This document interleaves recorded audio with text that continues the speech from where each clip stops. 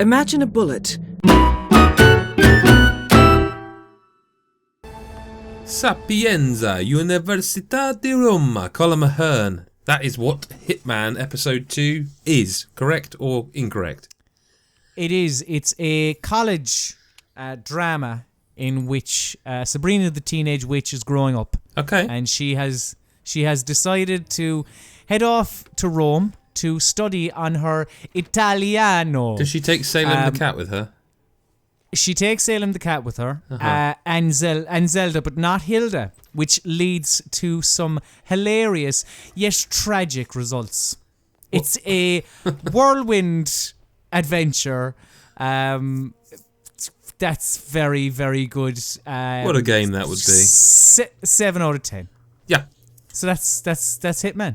Okay, so seriously, right? So Hitman, we've talked about. Well, we haven't, but God is a Geek as an entity has talked about Hitman Episode 1, and now it's Episode 2, and I have heard nothing but very good things about Sapienza. Like we gave it 9 out of 10. Chris White did. So it's presumably very, very good. I'm guessing. I mean, the base game, the Episode 1, was very, very good. So yes, presumably this is as well. Yes, and it's kind of. I mean, like all episodic games, you have the.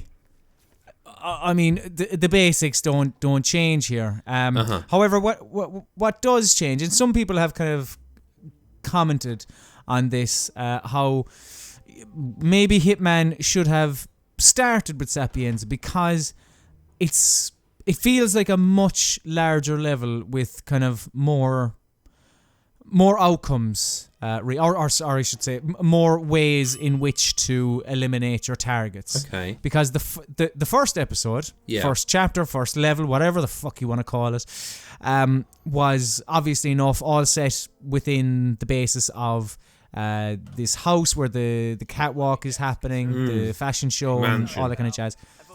The mansion. Whereas here, you have this large, expansive, kind of sleepy Italian kind of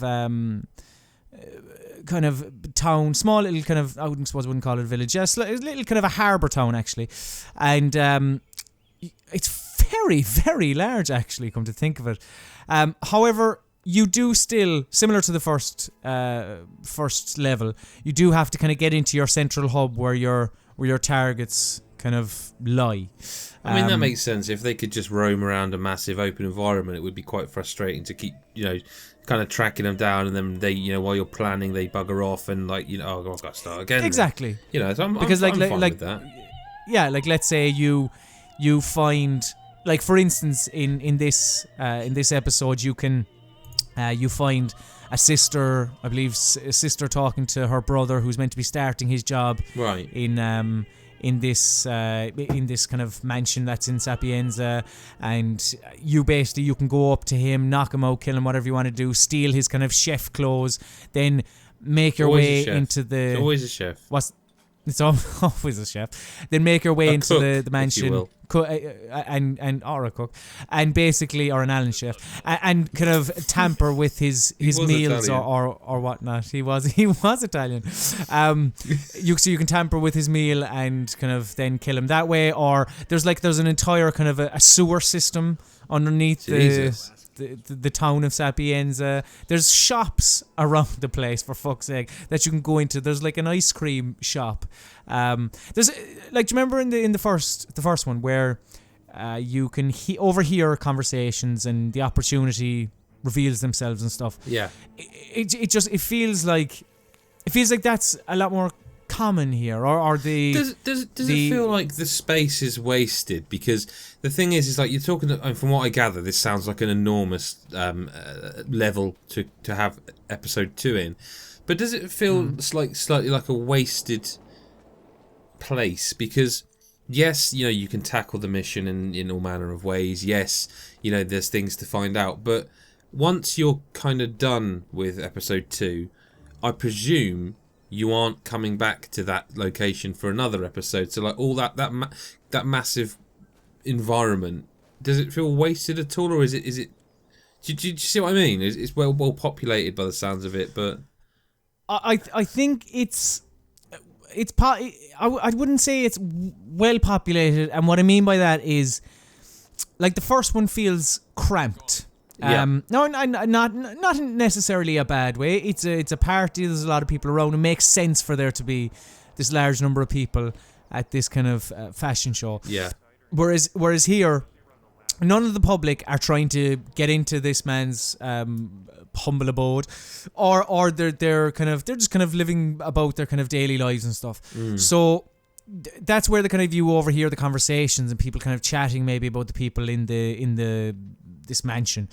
But it's like there is definitely a different feel to this episode, which I have to be applauded for that fact alone, that this doesn't feel like a carbon copy of the first episode, and hopefully the third, fourth, fifth, and sixth, I think there's 6 of them, or is there even 7 of them? Like, hopefully they'll be able to continue that on. Like, maybe the third one will be kind of, maybe go back to that more kind of cram, maybe even more so than the first one, or be even more expansive with more choices and whatnot. Well, it'd be interesting to see how they keep it fresh, like, because the difference between the two locations seems quite stark. So, like, by 2 more episodes in, say, will it be, this time it's a small place again, but there's lots, it'd be interesting to see. Potentially, again, I suppose to kind of contrast to the first one. The first one is set. First one set at night, isn't it? It is, yeah. Yes, yeah. Dusk, late evening, early evening, yeah.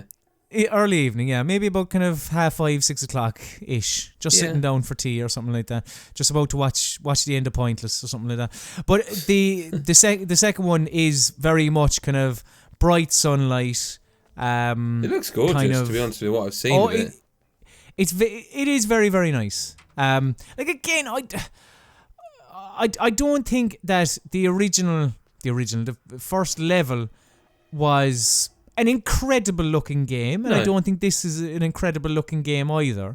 Or the second level isn't incredible looking. But with regards, like, the structures, and I suppose, do you know what, actually? It feels very authentic. Cool. I'm not sure of what Sapienza itself is like. Adam, I believe my understanding is that, we have done a little bit of research, and it does seem to be a university of sorts. I'm not overly sure of the history of Sapienza or the makeup of the actual place itself. Right.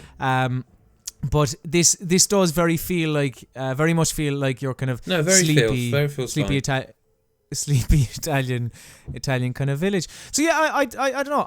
I'm intrigued. I'm looking forward to see what's happening with the series as we go on. It's so much fun to play. Like, you'll see in the video, like, of there is a part like that point I referenced where I kind of go in and take the chefing clothes of this kind of potential employee of one of your targets, and then when you kill the chef or subdue the chef, does he say anything like no, it's okay, no? He didn't comment on what nationalities he enjoyed or disliked. He didn't. No, please don't be silly. No need. No. He didn't. No, he didn't repeat it. He didn't speak in the third person. The trouble is like only you and I get this joke, and it is actually going to come across as racist. So with that in mind, Colm, I'm going to suggest that we revisit Hitman for episode 3, because I'm on a 1-man mission. 3-man mission at this point, to see how many different people I can talk to about Hitman on video. Hopefully loads, because if you haven't bought Hitman, you should. You think that's very, very good? I tell you, we will close on that. You think at this point, now we've played like the prologue, now we've played episode 1, episode 2, you think it is sufficiently high quality? I mean, I do. I haven't played 2. I already think it's sufficiently high quality. You think at this point to say, you know what, just buy the full game, get on with it, it's going to be great. Yeah. Okay. Without a doubt. Fair enough. Without a doubt. Just quickly remind people that patreon.com/GodIsAGeek is where you can donate or support, I should say, $2 or more a month to get you early access to our videos. Early access, I keep saying that and it feels weird. And like, we're a Steam game. Yeah, which we're not. But, he's been at Colm_Ahern, and I'm at Gbsef, and of course at God is a Geek. to follow the site. Go to godisageek.com, read the review, and just generally come on Twitter and check my account and find the green screen picture of Colm that I tweeted at the time of recording and put his face on Hitman's body for me. Colm, thank you for your time. Italia! I struggled, Adam. I couldn't think of it. No, it's okay.